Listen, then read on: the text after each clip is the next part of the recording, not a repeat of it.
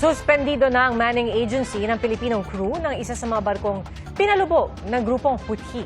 Ayon sa Department of Migrant Workers, may mga protocol silang nilabag sa pagdaan ng barko sa Red Sea. Saksi si JP Soriano. Kwento sa bulk carrier ng Eternity Sea matapos ang pag-atake ng grupong Houthi sa Red Sea. Sa videong inilabas ng grupo, kita ang pinsala sa iba't ibang bahagi ng barko na batay sa mga ulat ay pinatamaan ng sea drones at rocket-propelled grenades. Kita ring lumubog na ang barko na may 22 crew. Lahat sila maliban sa isang Ruso, pawang mga Pilipino. Tugma naman ang itsura ng nasa video sa itsura ng Eternity Sea ayon sa Reuters News Agency at kinumpirma ng United Kingdom Maritime Trade Organization ang paglubog nito ayon sa Defense Attaché ng Pilipinas sa Bahrain.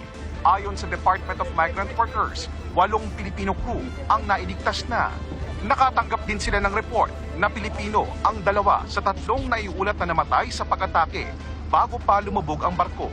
Pero sabi ni Migrant Workers Secretary Hans Kakdak sa palasyo, hindi pa talaga nila alam kung anong lagay ng 13 sa mga Pilipinong sakay ng barko.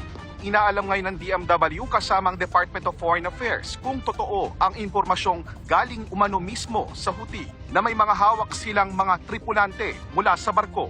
Yet to confirm for ourselves whether indeed the Houthis have the rest of the crew. This is something that is yet subject to confirmation, and we're working closely with the SecTes, Lazaro, and the DFA along these lines. Sa ulat ng Reuters ngayong gabi, kasama ring na-rescue ang isang Indian at isang Greek security guard. Ang ilang na-rescue 2 araw nang nakababad sa tubig.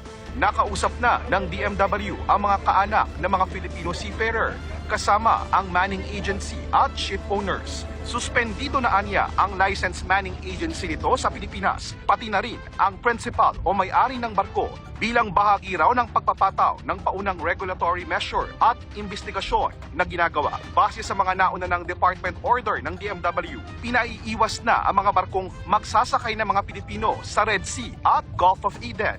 Pero ang lumalabas daw sa inisyal na impormasyong nakuha ng DMW, naglabas-masok ito sa mismong mga bahagi ng dagat na itinuturing ng delikado. 2 beses nag-traverse sa Red Sea. Kasi kung titrace mo yung rota niya ng Egypt to Somalia, that's one, okay?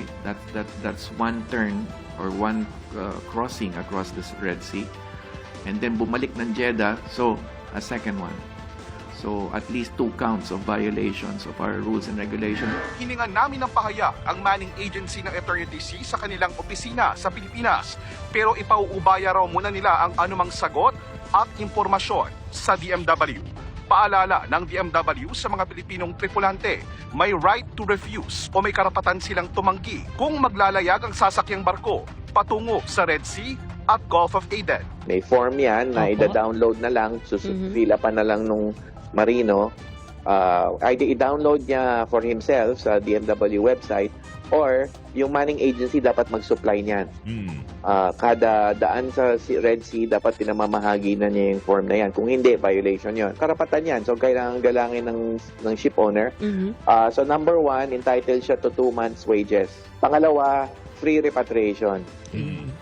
Pangatlo, non-discrimination. Hindi siya mabablacklist at in fact, bibigyan pa siyang opportunity sa iba namang rota. Ang pag-atake sa Eternity Sea, ang ikalawang pag-atake sa barko sa Red Sea sa nakaraang mga araw kasunod ng pag-atake ng mga Houthi sa MV Magic Seas. Para sa GMA Integrated News, ako po si JP Soriano, ang inyong saksi.